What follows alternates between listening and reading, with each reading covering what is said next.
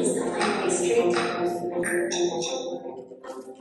The Plant-Based Treaty Initiative is a grassroots campaign designed to put food systems at the forefront of combating the climate crisis. As a companion to the Paris Agreement, the Plant-Based Treaty aims to halt the widespread degradation of critical ecosystems caused by animal agriculture, and to promote a shift to healthier, sustainable plant-based diet.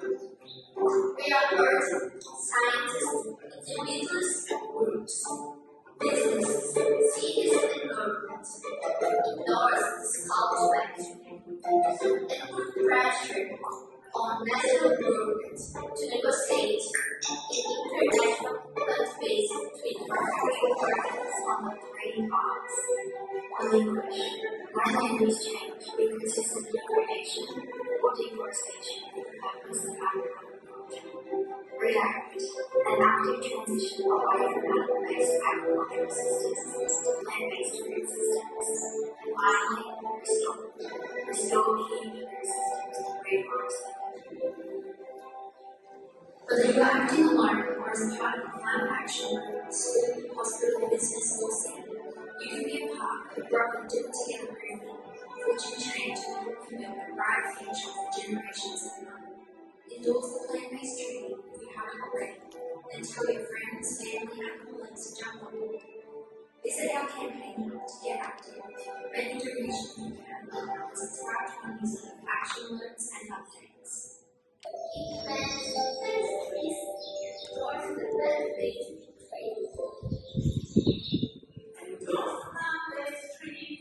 Thanks everybody for coming. I just wanted to alert everybody to the headlines for today's Sunday Observer, where it says Alok Sharma, the COP26 chief, is threatening resignation because the PM is going to dump the net zero plan. But anyway, that just highlights the actual emergency that we're in. It's very serious. So briefly, I shall read from Lindsay's script. There's a climate, ocean and biodiversity crisis. Fossil fuels and intensive animal agricultural systems are the driving force behind runaway global warming, as well as extensive biodiversity loss, large-scale deforestation, species extinction, water depletion, soil degradation, and ocean dead zones. And here I'm not talking at all about small-scale mixed farming systems providing food locally. You must understand that. Addressing fossil fuels alone is not enough. We need action on food systems too. That's where the Plant-Based Treaty comes in. The three main greenhouse gases, carbon dioxide, methane and nitrous oxide, are at record levels and rapidly accelerating. Intensive animal agricultural systems contribute to all three, but it's the main driver of methane and nitrous oxide emissions globally.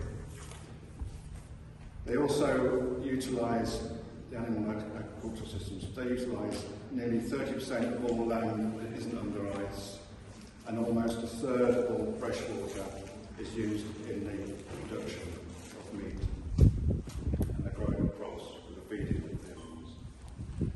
Intensive animal agriculture is driving indigenous land theft in the Amazon, subjecting racially and ethnically marginalised communities to disproportionate amounts of toxic waste from factory farms and slaughterhouses, as well as exposing workers to toxic chemicals, hazardous working conditions and severe trauma.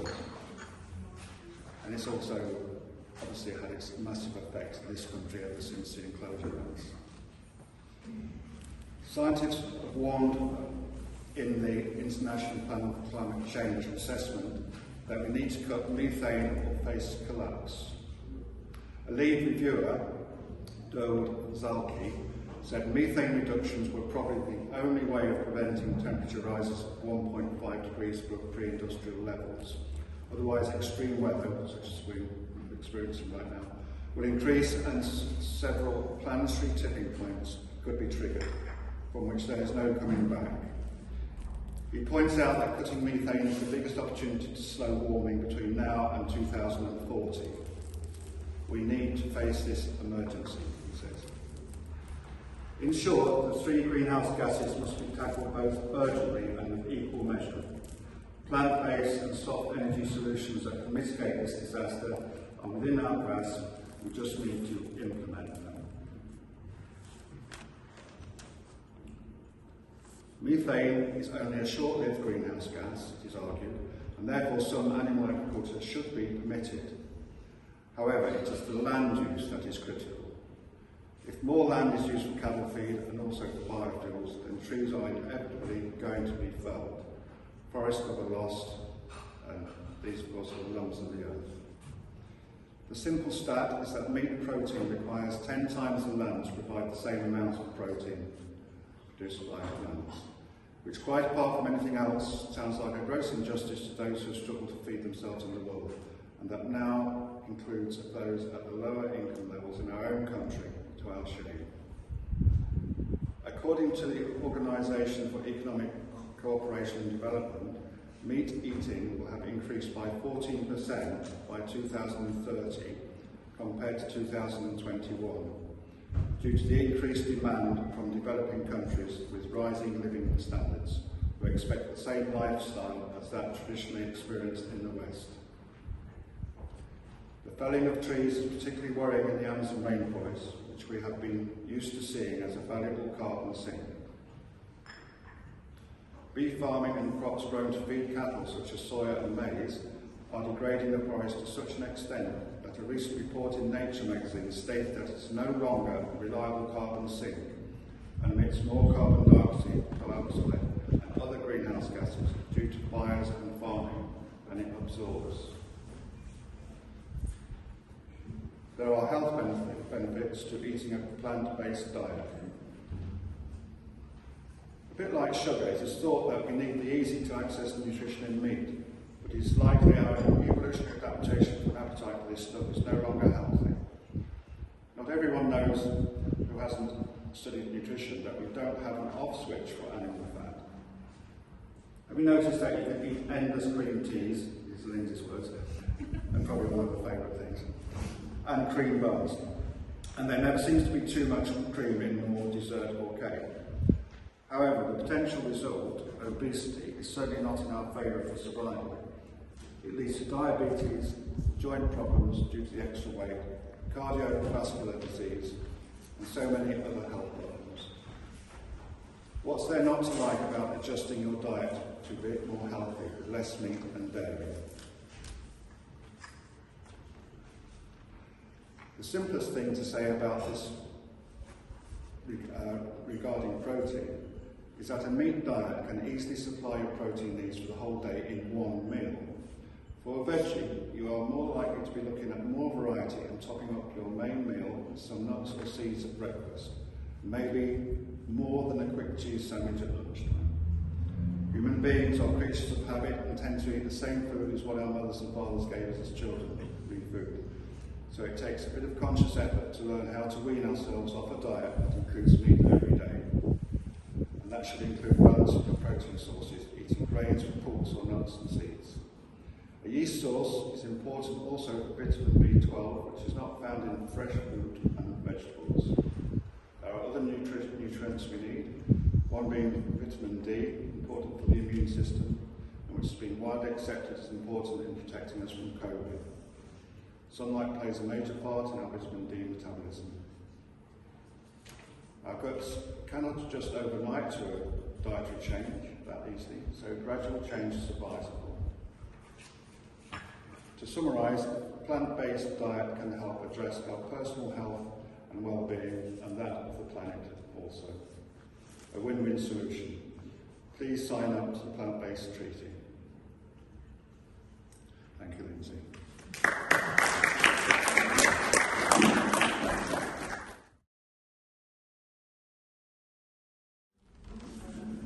Hi everyone, I hope that what I'm about to say is of some interest to you. Just listening to a couple of the talks, there's a lot of talk about these big projects and the big problems in the world. I tend to focus on things from the other end.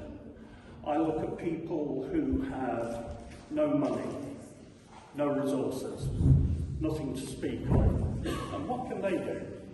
Well, one of the things that I'm very keen on is regrowing food, as you see, from the bits you normally throw away. And what I mean by that is, when you've chopped the base off a leek, or the base off a spring onion, or the base off a cabbage, they normally get thrown away. I regrow them. So when you see all these sort of memes about reusing, repairing, repurposing, there's always one missing: regrowing. And it's actually really straightforward, and you don't need you need almost no resources. If I just show you. Okay, so I don't have a garden, I don't have an allotment, there's a communal backyard where I live, so I've set up 12 planters. And in those 12 planters, I've got about 200 different food crops, all crammed in. One of the things you see in nature is that there's no bare ground. There's something growing everywhere. And in my planters, as you can see, there's no rhyme or reason to it, apparently, but every square inch of space is growing something. And as you see, I've got things from strawberries to Asia persimmons, all grown from scraps, which you'll see in a moment. Here's an example. Okay, most of what I grow starts off as offcuts from fruit and veg that I bought in a shop. Here's one. This is a leek. When I've got the base of the leek, I put it in a little ramekin with some water, put it on the window ledge, and eventually it grows roots, and you get a little green sprout. So even though you've used the leek, it's starting to grow another one. And when it grows to a certain point, pop them up, install compost, get them going a bit further, and when they get a certain height, you can plant them out in the planters. And after that, this is the great thing, you leave nature to do what it does best, and grow the plant. There's almost no intervention from me once the plant is in the planter. I just let nature do its thing. Okay? Now, I've grown all sorts of things. Here's the celery. On there. Now that started from an off-cut base. As you can see, I took that in 2017. I actually planted it in 2015. And celery, according to all the gardening books, is a biennial crop. So it grows one year, flowers the next, and then dies. That celery is still growing in my planter. It's still going. So just try it, you never know. I've had celery off this plant for 6 years. Not bad for a biennial plant, but should be dead. Okay? So if I let it flower, I can collect the seeds, grow more celery. And this is all from stuff that would be thrown away. Now, spring onions. There's a few of my spring onions. Okay, spring onions are one of the easiest things to grow from a base. You chop the base off, put it in a little ramekin with some water, let it re-sprout. You've eaten the spring onions, you've got the bases growing up. I've got a couple here which I'll leave if anybody wants to see them at the end. But they're so easy to do. And next slide, there you go. You can just see the little green shoots up there. And what I normally say is leave them in the ramekins, change the water every few days, and once they're showing roots and shoots, plant them in the pots. So there you go. And then when they get to, I don't know, 10, 15 centimetres high, plant them out in the planter, and then leave them alone. I'm a lazy gardener, you can probably tell. But gardening shouldn't be a chore, it should be a joy, and if you can just enjoy it and not have to be monitoring it and not have to be weeding, don't get me started on weeds, there are no weeds. Now, here's the other magic, and again this is with a spring onion. I planted a spring onion, just the one, and when it grew, it had 8 shoots on it, which grew into 8 spring onions. Okay? You can see all the bulbs all stuck together there, and I separated them out, and we have 8 spring onions from 1. Okay? Now, what this presentation doesn't show, because it's part of the longer talk that I do, those 8 spring onions, the following year, because I replanted the bases, they turned into 35 spring onions. Okay? I could start a spring onion shop. I've got so many spring onions, just from the one. Okay? And if you leave one of them to grow and don't harvest it so it produces a seed head, you can collect the seeds. Now, here's another little useful tip for anybody who grows onions or hoppies and wants to save the seeds. This is Glastonbury. And in Glastonbury, there are lots of crystal shops and lots of things that you can buy, and they come in these little drawstring bags, these little net drawstring bags. Well, what you do, you get one of those little drawstring bags, you put it over the top of the seed head, pull it tight around the stem, and leave it on the plant. And then, particularly with poppies and stuff like that, as they blow in the breeze, the seeds fall out, and you're collecting them in the little net bag. So when you want to harvest your seeds, you just chop the head off, turn it upside down. All the seeds are in the little net bag for you to plant whenever you need to. That's just an extra little tip there. Now, it's not just spring onions and celery. Potatoes. How many of you have got compost heaps? Yeah? How many of you throw potato peelings away? Yeah? And how many have sprouted in the compost heap just from the peeling? You can grow potatoes just from the peel that you throw away. As long as the potato peel has got a little bit of an eye in it, there'll be enough nutrient in there, if you put it in compost, just to start that plant growing, and then it'll draw everything it needs from the compost and grow into a whole new potato plant. So, plant your potato peelings, grow them into new potatoes. Remember, this is free food. You know, you're throwing it away. It's so easy. Right, here's a lettuce. This is a lettuce base that I grew, and I don't know if you can see with that picture, but there are 4 shoots on it. So you could actually divide that up into 4 different lettuce plants. So again, from one plant that you've already eaten, you haven't thrown the base away, so you've now got 4 more for nothing. So in these times when food is pricey and money is short, it makes sense. Just regrow all the scraps. You throw them away anyway, you're not going to do anything else with them, just put them in the plot and see what happens. Right, one of my favourites, Brussels sprouts. Whether you love them or hate them, really easy to grow. And all you do is plant a Brussels sprout. Okay? Stick it in the ground halfway, and it will eventually grow into a whole new sprout tree. And I'm sure I'm not telling you anything you don't know here, because I look like I'm preaching to the converted here, but Brussels sprouts, when you see them on the trees in the supermarkets, they've had all the leaves cut off, so you don't see the full plant. But all those leaves that they cut off, they're edible. So if you grow your own and you've got all those leaves, when you chop them off, you can put them in stews and casseroles and anything you like, and you still get the sprouts around the stem. So you win twice. You've grown a sprout for nothing, you've got a whole new sprout tree, and you've got the extra greens. Brilliant. Now, here is one that I've had lots of discussions on, carrot tops. Okay? You can regrow carrot tops, but they don't regrow and produce carrots. Okay?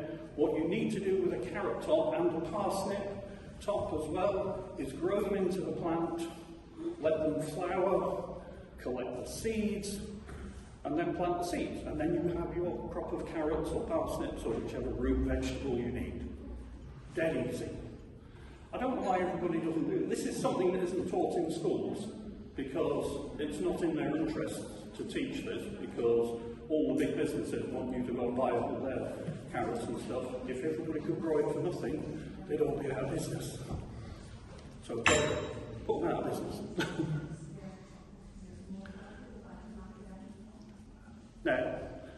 are an awful lot of fruits and veg that you can regrow. And I'm sure you've heard of all of the ones here, like mullein, sausage, celery, sweet potato. That's a tricky one. That grows as a vine. Most people don't know that. It's a bit tricky, but it can be done. Kohlrabi, again, grow it from the base. Fennel, commercial or wild, again, you can eat it, grow it from the base. Regrow your food. So when you're recycling, reusing, repurposing, redesigning, repairing, reducing your carbon footprint, regrow your scraps. And if anybody wants to see any of my little samples here, I normally give them away. I normally do a much bigger talk and I give away a plant to everybody in the audience, but because this is only a short form of this talk, I've just got some here for people to see if you want. Okay, thank you very much.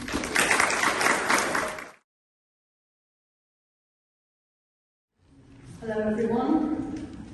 I'm going to start off by a bit of background, which is that we're a community benefit society, which means we're owned by over 100 people in the community who put some money into it to keep us going. And it's lovely to see some of you here today. And they're made up of some of our customers, some of our suppliers, some people who just think we are a good idea anyway. And that is fantastic. So, this year it's our 20th anniversary. The business was originally set up as a limited company and it was sort of transferred over to the Community Benefit Society about 4 years ago, something like that.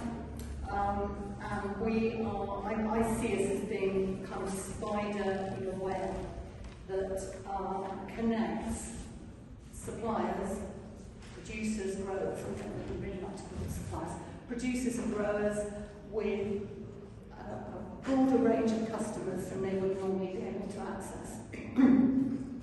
So we deliver across almost the whole of Somerset. We recently had to cut it back a bit because there are a few areas which are no longer viable for us to deliver to, but we also deliver into Bristol and Bath.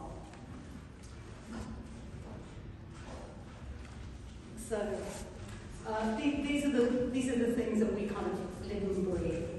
So our primary thing is that we support Somerset's producers. And we were set up 20 years ago to extend the reach of suppliers who were going to the newly set up farmers' markets, which were all a thing back in 2000. And lots of Somerset towns had weekly or monthly farmers' markets. Now those have declined over the years, but we still support many of those producers who were in action back then. We have probably about 40 local producers or growers on our books at the moment. Some of them we don't deal with directly, we have to deal with them through a wholesaler, and that's because it has to be viable. Glad at the breeze, but it's not right this moment. They have to be able to get their produce to us. We're based here in Glastonbury, and unfortunately that means there are quite a few suppliers or producers that we would love to deal with, but it's just not worth their while delivering into us. Perhaps they sell sprouted seeds, and we might only want 10 punnets a week, so it's not worth their while delivering into us, so we actually get those through a wholesaler. We obviously have a mix of local suppliers and producers and those that are not local. People still want bananas, coffee, tea, citrus fruit, and whilst citrus fruit might be achievable in the near future, it's not yet quite. So we obviously do stock stuff that's not locally produced, but the initial intention was to support local producers. All of our local growers are either organic or they are what we call naturally grown. They grow to organic principles, but they're not certified. We do also stock some, I don't know what the terminology would be, I wouldn't quite like to say not naturally grown, but there is produce that we have to get through wholesalers, and that the amount of that increases during the kind of the off season. At the moment, our vegetable chill room is absolutely heaving with stuff that's produced by people like Pete here, which we're delighted to have. But obviously that sort of goes down over the autumn, winter, early spring. It would be great if everybody wanted to eat roots and kale and things during the autumn and winter, but they don't, so we still need to have some imported produce. But saying that, there are quite a lot of things that we only stock seasonally when we can get them locally. So, for example, cheddar strawberries are one of the things that we only ever have in season. Things like rhubarb, which again, my husband thinks it's the food of the devil, but that we only have during the rhubarb season. Gooseberries when we can get them. We've got some lovely organic blackcurrants this week. 24 punnets of them. They're probably all sold by now while I'm here. So we're really keen on having seasonal produce, and also varieties that you wouldn't get anywhere else. So you know, we get really interesting varieties of lettuce and beans that, you know, so we can have in the bean season. We haven't quite got into bean season yet. We can have probably 8 or 9 different varieties of bean, but they're all different, and they all have their people who like particular kinds of bean or lettuce. Supporting our suppliers. I mean, at the beginning of lockdown, we had one of our milk producers who was having to put milk down the drain because they supply hospitality, and all their orders just stopped dead.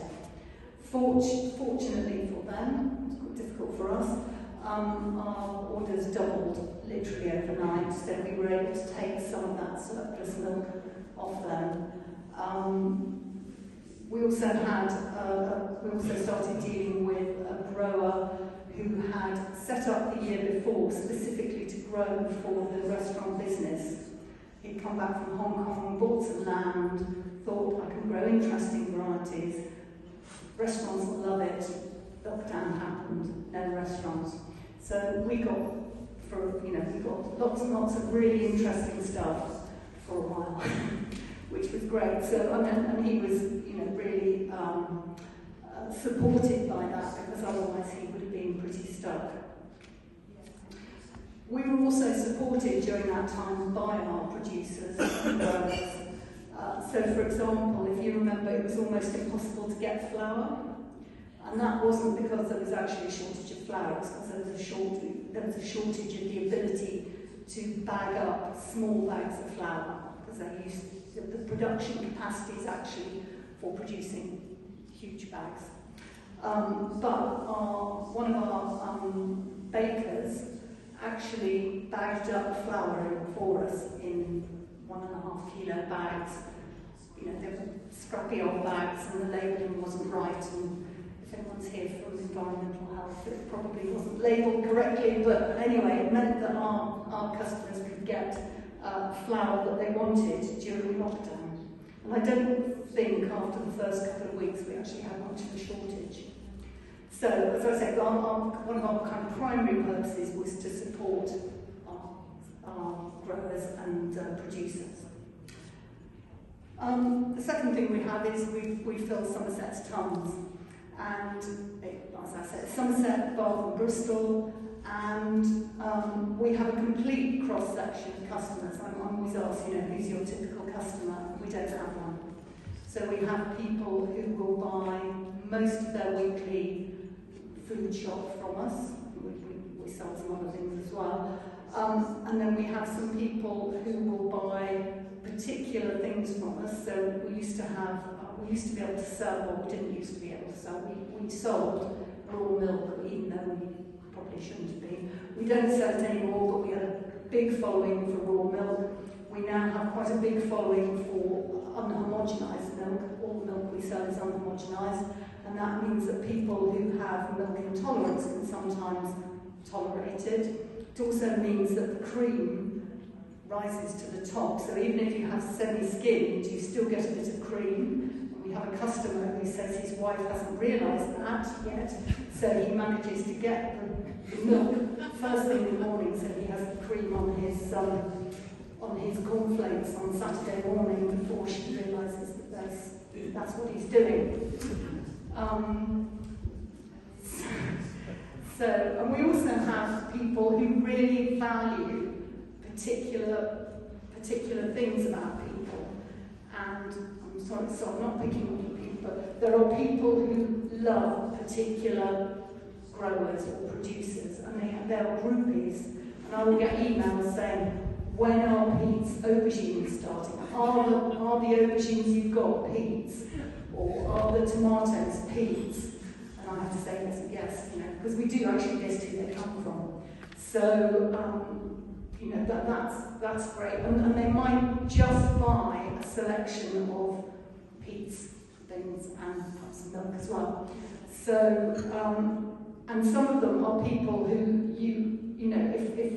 when we deliver, we think it's hard to believe that they would be affording what is really a bit of a premium delivery service, frankly, but it's because they really value having something that they know where it's come from, they want the variety, they want something that's special about what our local suppliers, producers, growers can do.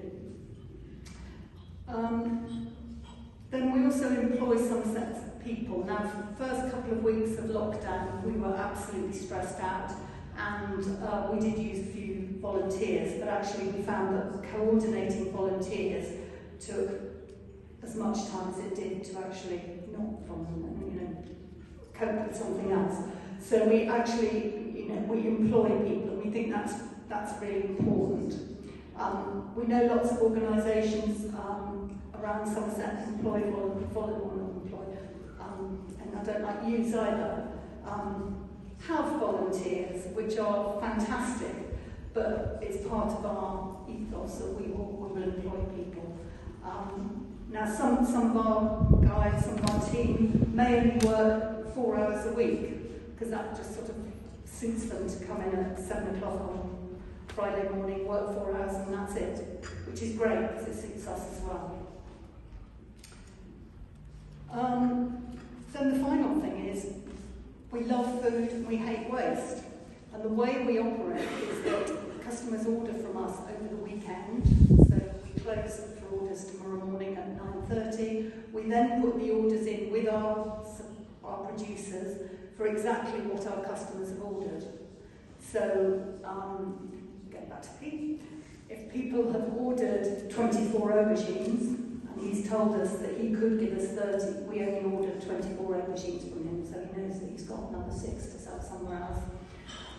So we have very minimal food waste. We obviously have a bit, because some of the other stuff we have to buy, by the case or whatever, and if it won't hold over, we might have a bit of wastage. Last week the pears weren't fantastic, so we had some pears that were not brilliant. But we do have actually very little waste. Anything that's good enough to eat but won't hold over to the following week, it goes to a food bank, some comes to the pantry here, some of it goes to Julia, sometimes over at Feed Avalon, it goes. If it's not good enough to eat, it goes on somebody's compost heap. So we make sure that everything goes somewhere. The other thing that we have, which isn't food, is we deliver in poly boxes, and we use our poly boxes absolutely to death. I've got one which I'm monitoring going out and back. It's been out at least 25 times. We've also got one of our fish suppliers to deliver to us in smaller boxes, which means that we can actually reuse those boxes now because they fit in our vans. They didn't used to fit in our vans. But it does mean that we end up with some polystyrene waste. So we're always looking for people who would like some. So they make great planters. If you want to use Angus's method of regrowing, stick some compost in it, stick one of your leeks or whatever in there, and it makes a good frost-free container. People have also used them for soundproofing and insulation. We've got a sound studio somewhere in Glastonbury that's been soundproofed with our polyboxes, or polybox. So if anyone's interested in that, get in contact and we can supply you. So that's Sunset Local Food. Thank you.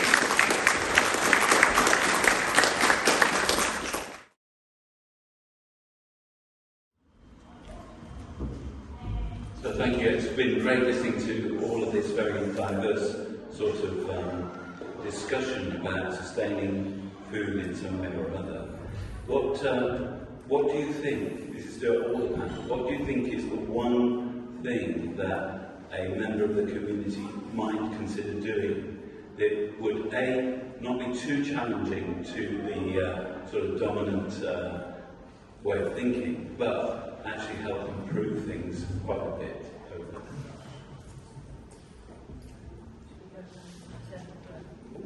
there? Thank you, John. I have got something to be in my bonnet, actually, which I'm going to use to respond to your question, because I hope it'll complement what others have to say. And that is, I feel that's what's relevant here in Somerset, is to hear it for forage-based diets for ruminants.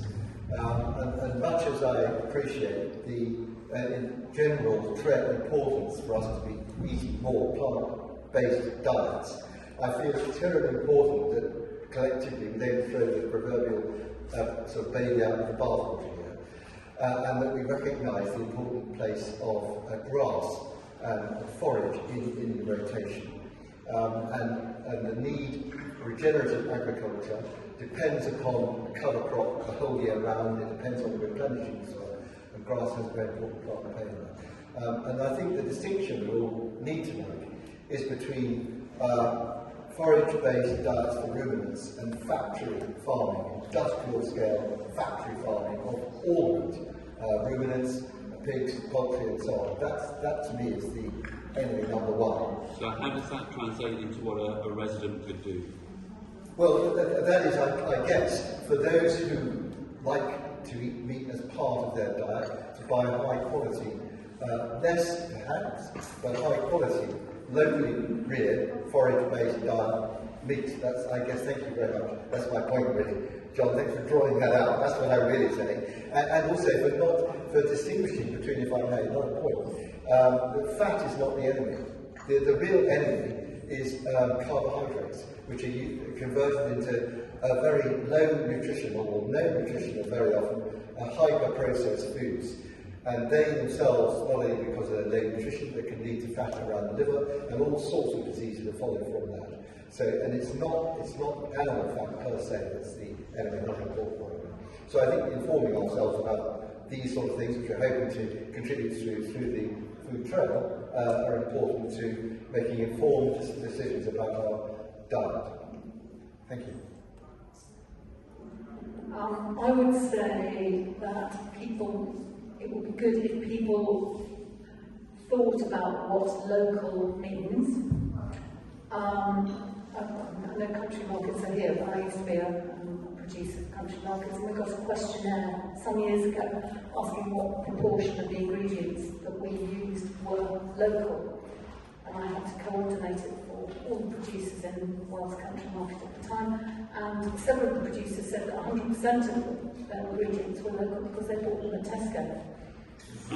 Now I know that's, daft, and I know that everyone here probably does know what local means, but I would encourage, if I was to encourage anyone to do anything, I would encourage them to buy things as locally as they can, as directly as they can. And I know that in some instances means cutting our business out of it. If you can buy it more locally, if you can buy Pete's aubergines to welcome Pete. Do it. But if you can't, then go one step less local, but keep it local. Don't then go and buy a local aubergine from Waitrose, which has been halfway around the country to get to you. Oh, you've said exactly what I was going to say. But yes, I would say thinking carefully about where your food comes from and choosing from local and sustainable systems, because also local doesn't necessarily mean sustainable. Every battery chicken farm is local to someone. So thinking about local, but also about how the food is produced. And I'd add to that, if you can, get to know and go and visit the farmer and really build a relationship, because it's actually all about relationships and building those connections. So get to know your farmer and buy their produce whenever you can. So yes, that's my one thing. Thank you. Thank you very much. I was going to say what Stuart just said, actually, as you might be surprised. In the West Country, we're a pastoral landscape. We love our grasslands, pasture-fed livestock, full of omega-3s, not omega-6s, like the intensive fats, and also CLA, which I can never remember the full title of it. It's something C-linoleic acid is cancer-inhibiting capability that's in pasture-fed livestock. It also sequesters an awful lot of carbon in the soil, and particularly with silver pasture where you're growing trees and hedgerows around it as well, it's massively good for the environment. All I would say is, and I'm not knocking people who go for vegan and vegetarian diets, that's great too. We need part of that debate, but please also own responsibility for the food miles if you're importing massive quantities of stuff that actually frankly we don't grow here, like coconut milk and so on and so forth. Yeah, the one and only thing you can do to improve one's life is to nurture nature and learn to nurture nature, and nature will nurture you. And you do that by growing your own. You do that by signing up for an allotment or growing vegetables in a box, in a recycled box. But just get your hands dirty, get in touch with nature, and encourage others to do the same and be a better planet. And I'm an advocate of the Norfolk four-course rotation. I value grasslands, I value occasional meaty meal, so I'm against factory farming of livestock and the international consequences of mass production of meat. I'm certainly not against a few chickens or the odd cow here and there. Thank you. Anyone else got a question for our panel of speakers? Like you had your... Yeah, thank you. I thought this might turn into a meat versus veggie day. But it's in a nice friendly way. Thank you. Right, I'll sort of bring some climate change stuff into the story, if you wish. So, those of you who know me know I'm a marine and climate scientist. I've lived for a long time in subsistence indigenous cultures where we don't use money at all. So we're part of nature and we stand or fall by how well we look after it. I noticed in the early figure it said 70% of the planet is water, so 30% is land. But in actual fact, if you look at the volume of the ocean, so it has depth, we make up 99% of the biosphere. So all of the stuff you're talking about land is just 1% of what's actually important. So the other thing that I noticed was 30% of CO2 comes from agriculture. That's the same amount that's going into the ocean, that's causing all the coral bleaching, carbonic acid, all the rest of it. So maybe we're sort of missing a part of the bigger picture. So any thought you have would be interesting. Thank you. Anyone got some thoughts on that? You don't all have to answer. Well, I'll have a stab at it. As the daughter of an oceanographer, I'm fairly familiar with oceans as well.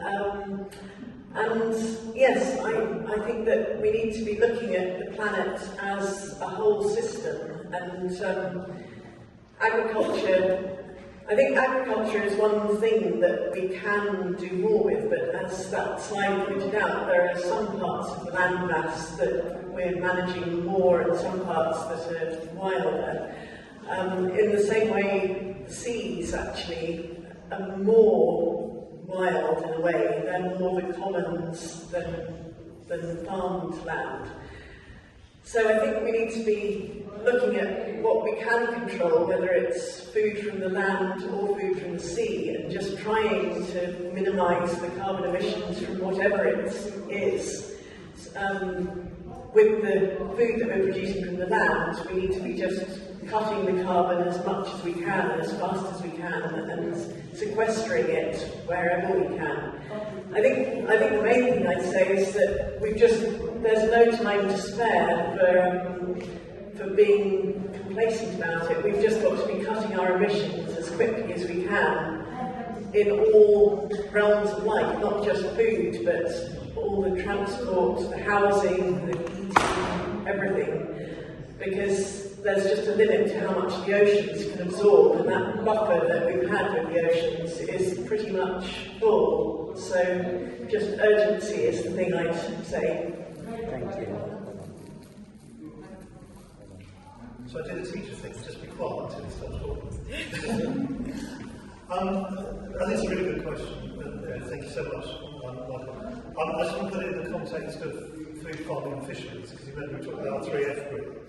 In the West Country, we've got a very good coastal fisheries, inshore fisheries fleet, but they only get 6%, sub-10 metre bays only get 6% of the quota.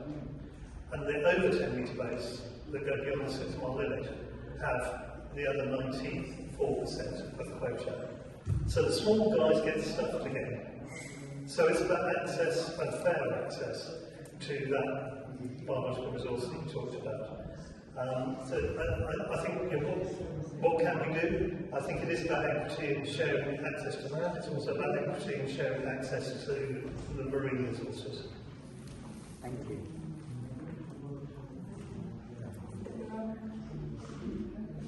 Anybody else got questions?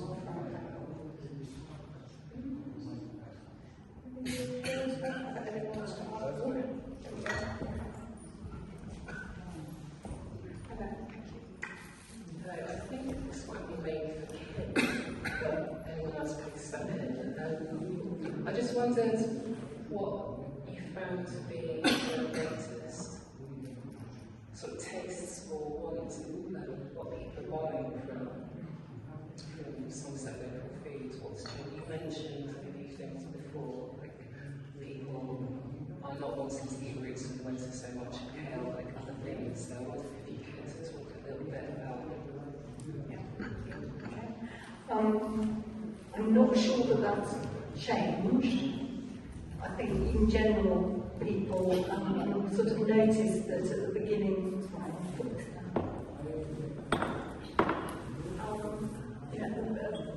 when the local salad stuff and beans and so on begin to drop down, we do notice that people are quite keen on roots and greens, but by November, December they are less interested, and once we get into the hungry gap, they're really uninterested. And it's quite difficult sometimes putting veg boxes together. We do a limited number of veg boxes, and we do get emails saying, please, no curly kale. We've got people with permanent things on there. Order this, no Swede in capital letters. So I don't think that has changed. We do have some people who really like it. But the things that people do, they just like, they like anything that is new. So if we get a new grower, or a grower that starts growing new things, so we've got one at the moment who's doing lots of global artichokes, and those are just, they sell So, you know, they might say to us, I've got 40, and they will all go within, you know, half a day on the site. Different varieties, not necessarily ones that people will know. So they might. So we've got one grower who's been growing a variety of lettuce called Salanova. I don't know if any of you know it. It's quite bitter. So, but they are huge and they're very, very pretty. They look like wigs, green wigs. And so the first couple of weeks, you know, we sold masses and masses of Salanova, and then people realised that they were quite bitter, and if they didn't like bitter lettuces, they just sort of dropped off a cliff. We've got a couple of people who are aficionados and still order them.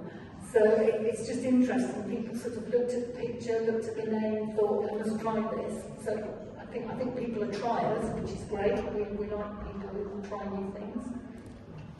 We've got some people who do fermented products, and they've just done a new one, which is dill and seaweed, which we didn't think would take off. I did a weekly newsletter, and I said it was my favourite, and the next week it outsold more than the sum of all the others, because people were taking my recommendation that it was delicious. The next week it did drop back a bit, but I still think it's delicious. So, I mean, I think things that are new, different, you won't get anywhere else, but it just does change all the time. So I don't know whether that really answers it. Okay, thank you, Kim. Well, that was directed to Kim, but has anyone got another question? Yes? Yes, it's one for Joe, really. You mentioned access to land. Do you think that land ownership in this country is a bad thing in relation to how we're trying to solve this problem at the moment? And if it is a bad thing, how do we change that situation where there is much more access to the land from people who want to use the land? Wow. That's a really good question. Thank you. I don't think that private ownership of land is necessarily the problem, although we do have the most inequitable land distribution in this country that you could possibly imagine. About 1% of the population own over 90% of the land. We've done some work on access to land, and what we're kind of promoting at the moment regionally, not national policy, is having regional land commissioners to undertake a proper study and looking at the balance of use of land between housing, other forms of development, photovoltaics on farms, and redistribution, well, if you like, redistribution is one place, but maybe even wealth taxes to promote the sale of land so that people can get a start and get a foothold. One of the biggest problems, I think, is that, particularly in Somerset, about 60% of our county farms were sold off. Devon, much better, they only sold 3% off. Hopefully, with the new administration, maybe things will change. I know I'm sort of waffling around and not answering you quite directly, but in sum, I think small-scale ownership and security of tenure is really important, because the small-scale farmers will tend to not think of their land as a capital asset, but as a resource base for the future, for the family, and for future generations. So we've got to be careful not to destabilise that, that future resource base in changing land policy. But equally, we've got to find a better way of getting everybody 3 acres in the camp, as the old country said. I just wanted to add to that we've been noticing quite an interesting trend happening at this event, Groundswell, which Joe mentioned, which is that a lot of quite large-scale landowners have been coming up to the Land Workers Alliance stall and saying, well, I've got all this land and I don't have a successor to take it on, and I'm going to be retiring in 5 years or 10 years, and I'd really love to have someone taking it on. But then I've also got a problem because my children will want to inherit. So the ownership of land in that sense is problematic, but there's also a solution that's coming out of it, which is, and we're actually very actively pursuing how to do this, but the solution is to match up the people who want the land with the people who have some of the land by creating really legal, watertight legal agreements. So like farm business tenancies, but really long-term ones that will encourage landowners to lease their land for a really long time and make people renting it feel really secure enough that they can invest in infrastructure. So we've got a meeting on Wednesday about a project we're calling Land Match, where we're going to try and set up a sort of agency for connecting landowners with people who might become tenants. I mean, obviously there'll be a whole range of different arrangements that can become out of it, from sort of 5 or 10-year farm business tenancies to really longer-term ones, to people actually selling the land. But it's been my experience from observing that actually, if you rent some land for a bit, the trust relationships from getting to know someone, they grow, and then you're much more likely to actually be able to buy some land from a landowner if they've seen that you're really serious about growing on it. Whereas if you just rock up and say, I'd really like to have some land and nobody's letting me have any land, then you might not get the open reception. So I think that I think we're going to have to be quite lateral in the way we think about this. But there also need to be things which we look at in the way land is owned and handed on to the next generation, because it's clearly not working at the moment. Sorry, if I just have one more bit, there's something called the Ecological Land Cooperative, which is helping to get people back on the land. I won't say a lot about it now, but it's really worth looking at. Yeah, I've got two items. One is the land cooperatives that Joe just mentioned. As we have housing cooperatives in the cities, we could have land cooperatives in more rural areas. To encourage this, we need to get local councils to perhaps purchase land with that in mind, and then form land cooperatives around the same issue, but also to encourage local councils to provide more allotments. And you can do that just by signing up on the list. If 20 million households in this country signed up for an allotment, there'll be a lot more land released for growing, and local authorities are obliged to provide that land, so that's a no-brainer. We just need to long for that to happen. More comments on that question? Yeah? Okay, any more questions from the audience? No? Okay, I've got one final question I'd like to ask you is, what could Glastonbury Town Council do to support all the wider community that might support building a resilient food system in this area? Good question, Melissa. I've already provided the answer to that, I believe, in what I just said. Glastonbury Town Council could purchase land for land cooperative, and we could also provide more allotments should more people sign up on the list.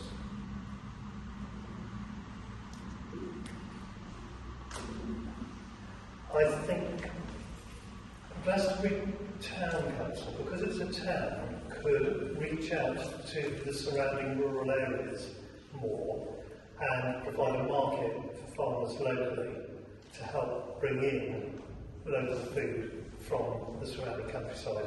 We tend to work in little boxes, the Town Council of Glastonbury, the Parish Council of St Cuthbert's House, of which I'm part, and then Wells.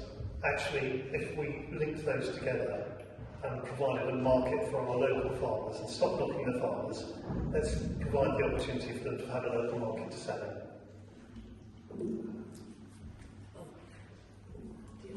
I'll let them talk first. Well, I think I would probably say, looking at the peri-urban area around Glastonbury, that's a really amazing place to potentially grow food. I realise Glastonbury is maybe slightly different to lots of other towns in that being virtually an island and very low-lying area, the land around Glastonbury might not be so suited to growing vegetables, but I'd say looking at the planning system and the town council actually really leaning on the district council to make it easier for start-up ventures that are feeding into the Glastonbury food system to get established. Because at the moment, food producers, growers, farmers face a real uphill struggle with establishing businesses with planning. So really being very supportive and even trying to create policies and so forth that support the planning so that the district council has a really strong lead from the town council. That's what I think I'd say. I'm putting a plug for another organisation with similar name to us, Somerset Community Food, which is a charity. I would say that Glastonbury Town Council could invest in some training for people to enable them to grow, to learn to grow more effectively, and for things like container growing, all sorts of things can be done, kind of short courses.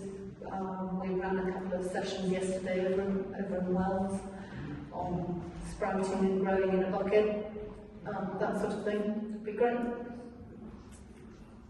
Thank you. Great question.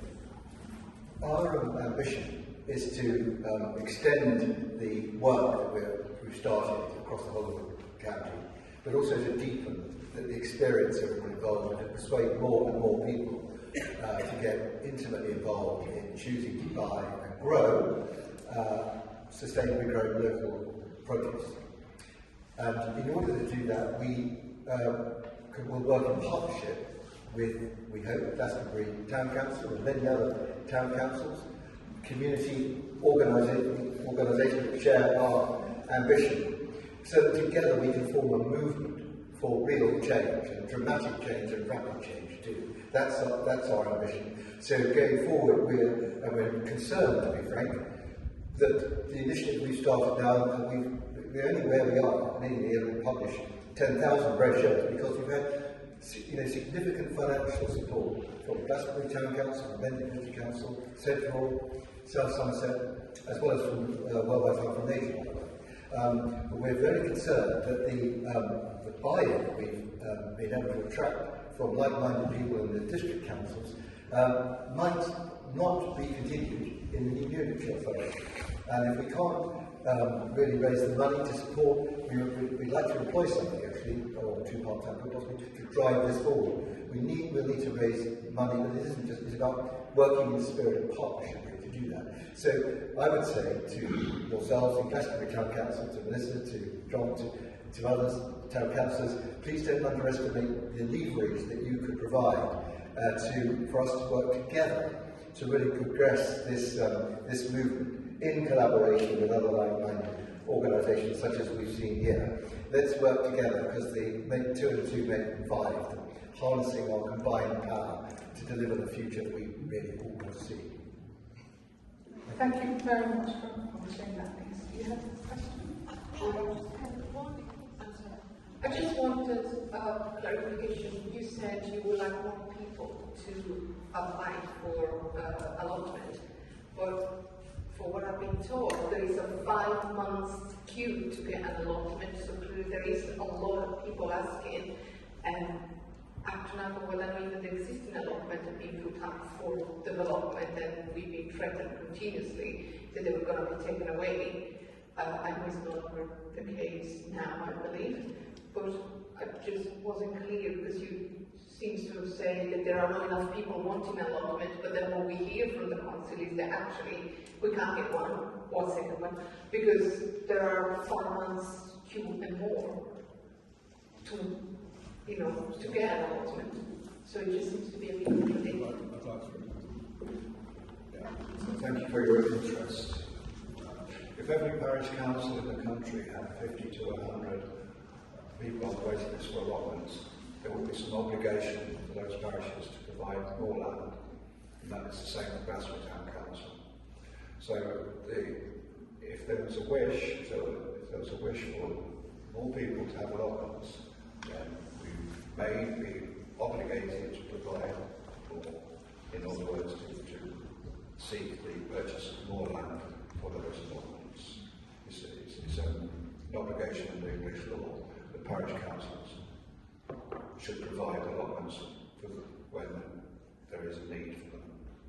So although the waiting list is long, it would be a good thing to do, and it may result in purchasing more land for allotments. Can I just interject for the listener or watcher on YouTube? This is the man. We are developing new allotments now because of the demand. So there's a process you have to go through as a council. You have to try and acquire land through the normal processes, and we do have some land that we're going to put new allotments on. It's moving forward as we're planning, of course, but that is because there is such a demand for them. So if you imagine if more people in the town were demanding allotments, we would have to get more land to put allotments on. And there is a process whereby if you can't buy the land for allotments, but you have to demonstrate this to the Secretary of State, then you can compulsorily purchase the land. So it's not a case of, well, there won't be any land. There will, at the end of the day, there will always be land if there's demand. And it's the only real power of a parish council is the ability to provide allotments. We've got lots of duties, but the only wrong around is the only duty of allotments. Duty of the council is to provide allotments. Lots of powers which you can do, but the duty we have to in law. So that will be the same for any parish anywhere. If the community is really worried about getting locally sourced food and want to get involved in that, apply for an allotment, even if they tell you there isn't one, because with enough people applying across the country, like Mike said, you could have but that would be a revolution. Getting back to commons, basically, where we have the right. This is the legacy of the enclosure movement, when, frankly, like 1% stole the land from all the rest of us. This is the relic within law. We can demand the right to grow because we always, as common people, had the right to grow. John.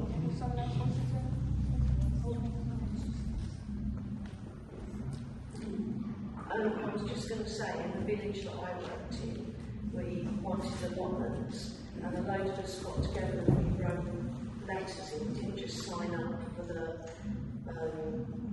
allotment list, but we actually wrote in. We went to the parish council meetings and we turned that round. We've got some land acquired, and yeah, so it can be done, but you might have to do a little bit more than just putting your name on the list.